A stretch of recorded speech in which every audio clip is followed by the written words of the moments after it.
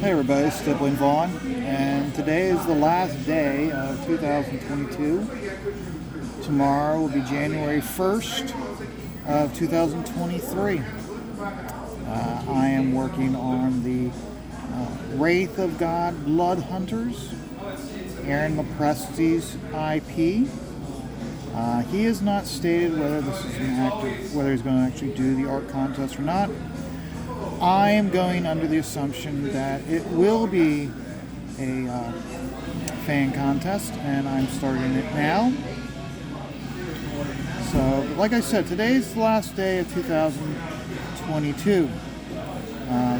One of the significant things about the end of 2022 is the loan servicing company, FedLoan Servicing, whose division of FIA, which is Pennsylvania Higher Education Assistance Agency, is no more. FedLoan was a loan service company for student loans, specifically exclusively student loans issued from the Department of Education. They only dealt with loans through the Department of Education. They did not do private loans. FedLoan Servicing, in 2007, the Department of Education announced a program called Public Service Loan Forgiveness. In 2010, that contract was awarded to FedLoan Servicing. FedLoan Servicing was responsible for assisting borrowers who are taking part in that program and assisting them with making certain they're on the right payment plans, so that way they made their required 120 qualifying payments. And then after they made their 120 qualifying payments, the loans were forgiven. A qualifying payment was a payment made under an income-driven repayment plan. Now, FedLoan Servicing has been in the press for many years because of issues with PSLF. One of the primary problems was people were waiting until after they made their 120 payments to apply to discover they had not been on the correct payment plans, or they had not had the correct type of loans. This was a big problem. One of the biggest problems with that program is people were blaming the servicer that they were not being provided the correct information. FedLoan Servicing was doing their best to provide that information to borrowers and had documented that they were doing that through notices to borrowers, and the Department of Education was also doing their part with making certain it was posted with directions on their website. Not getting into real details, Department of Education in 2021 announced that they were not renewing the contract and they're going out of business.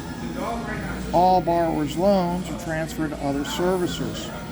Now with that, if anybody was watching this, had loans with FedLoan Servicing, you would want to check out with your servicer.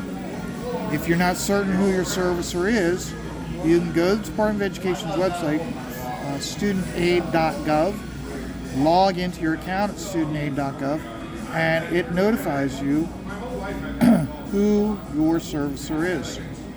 You do not communicate with the Department of Education about your loans. You only talk to the servicer. That's one of the reasons why the Department of Education had servicers, so that they did not have to communicate with borrowers about their loans. That was what the servicer's job was for. Like I said, they notified everyone in 2000. They made the announcement in 2021. It was like August or September they made the announcement, and then in October the Department of Education announced, hey, we have a program called the Limited Waiver Announcement, which forgives borrowers who had made 120 payments regardless of the payment plan they were on. It can be speculated that the goal of this limited waiver announcement was for the outgoing company to take care of all of these loans So that way the new servicer who would have the contract for public service loan forgiveness would have a clean slate with this program. FedLoan Servicing knew right off the bat when they made this announcement, when the Department of Education made the announcement, that they weren't going to be able to clear out all these loans prior to the contract ending. FedLoan Servicing actually was in business a year later than they were intended, and over the course of 2022, they were trying to process as many applications to be discharged, but they were not able to because they did not have the manpower with the overwhelming applications coming in. It's now the new servicer's job to complete that process for anybody who's taking part in public service loan forgiveness under the limited waiver announcement. So under that limited waiver announcement, all borrowers had to do to be considered for the program under the limited waiver announcement was to submit a public service loan forgiveness form for all of their employers since 2007 to the time when they sent the application in. They needed to have those applications in and submitted between the 6th of October 2021 and the 31st of October 2022. If you are listening to this and you never applied, unfortunately you are not able to take part under the limited waiver announcement. Now, one of the biggest things is always check with the servicer of your loans. One of the problems that all loan servicers have is scammers, and scammers are taking advantage of a lot of borrowers who are unsure what to do about their student loans. Always communicate directly with the servicer of your loans. Do not ever, if you're contacted by one of these scammers, and even when these scammers contact you, they will make you think that you're speaking to your servicer. That is never the case. First of all, I know with FedLoan Servicing, they did not make outbound calls to borrowers. They only communicated through their web portal with emails through their web portal. And you would follow directions, which directs you to the Department of Education's website to fill out the form. And if it's a payment plan, you do that through either your servicer or through the Department of Education's website, studentaid.gov. If anybody ever contacts you and they make it sound like they are the servicer, always, if it's a phone call, tell them that you will call them back, call your servicer. If they're contacting you via email, contact your servicer. Always directly speak with your servicer. Don't ever speak with a scammer. They will make it sound like there's a loan forgiveness program and it'll always be too good to be true. With public service loan forgiveness, borrowers were required to make 120 qualifying payments. Qualifying payment is making a payment under an income-driven repayment plan. Income-driven repayment plans are just what it sounds like. They are payment plans based off your income. So if you have they take your income and family size and calculate it against the national poverty level, and then they use that to calculate your monthly income. The Department of Education makes it available for you to apply for income-driven plans directly on their website, studentaid.gov. It's actually the easiest way for you to apply for a payment plan. There's 4 different kinds. There is the revised pay-as-you-earn plan, pay-as-you-earn plan, income contingent, and oh gosh, I'm drawing a blank here with the last one. Yes, I did work for FedLoan Servicing for years, so I have a good deal of knowledge. That's the reason why it sounds like I'm reading straight from the script when I'm not. I just know this stuff. But income-driven repayment plans are your best payment plan. It's a payment plan based off your income, and is the qualifying payment plan for public service loan forgiveness. When it comes to public service loan forgiveness, you're always advised to, if you're working for a qualified employer, fill out the form immediately. The reason why you fill out the form immediately is that A, notifies the Department of Education and your servicer that you're taking part in the program. That way it's there, they can make certain that you're taking the correct steps.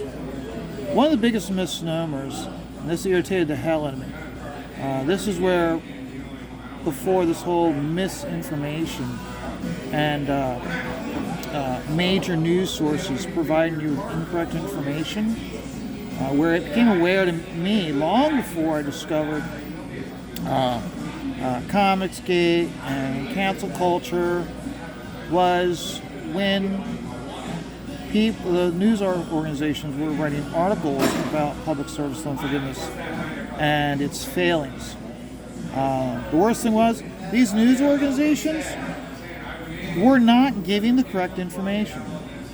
First and foremost, with public service loan forgiveness, payments do not need to be made consecutively. It states it in Section 2 of the form.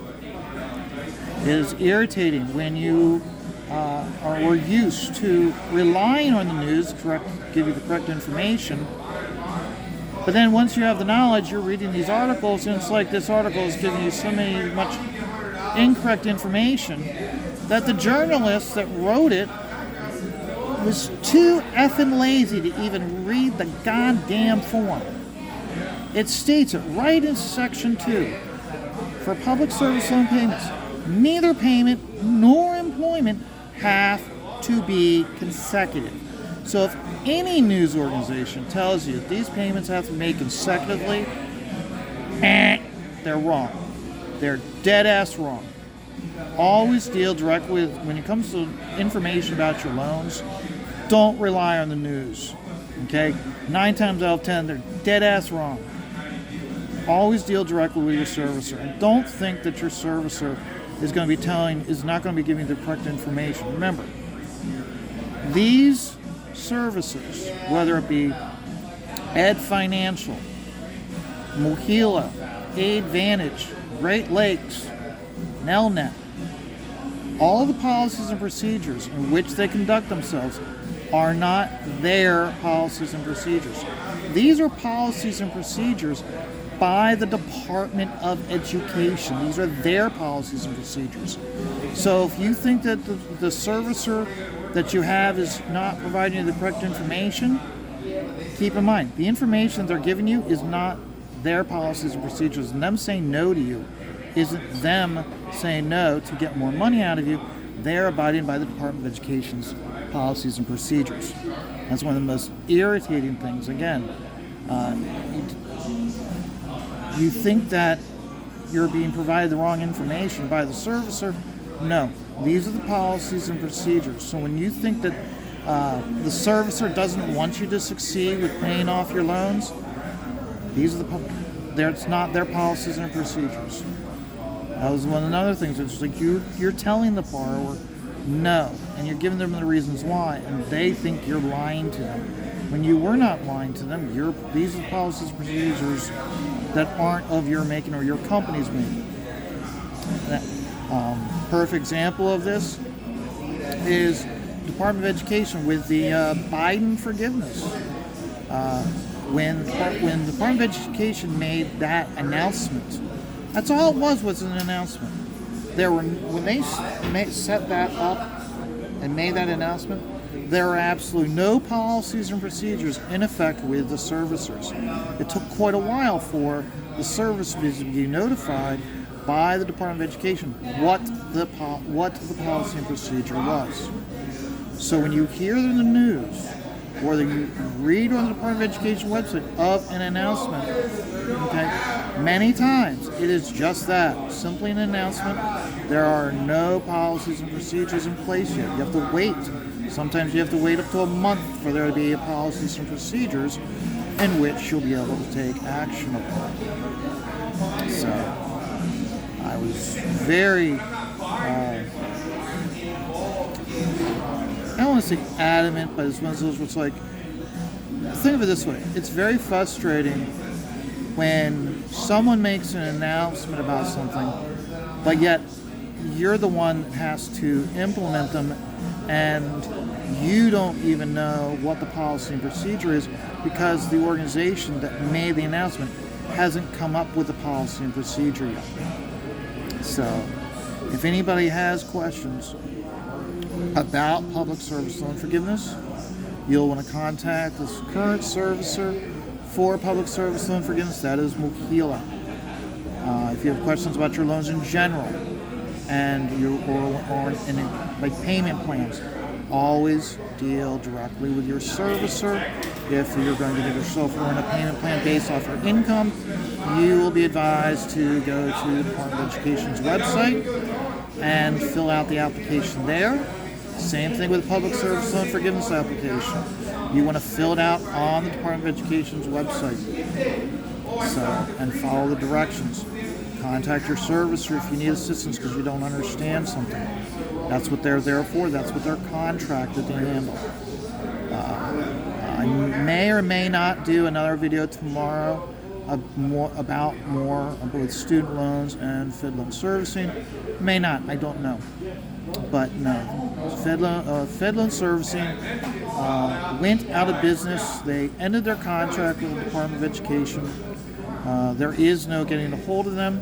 Their phone lines and fax line and their email has been shut off. You'll be getting a simple message if you get a message that they are no longer your servicer.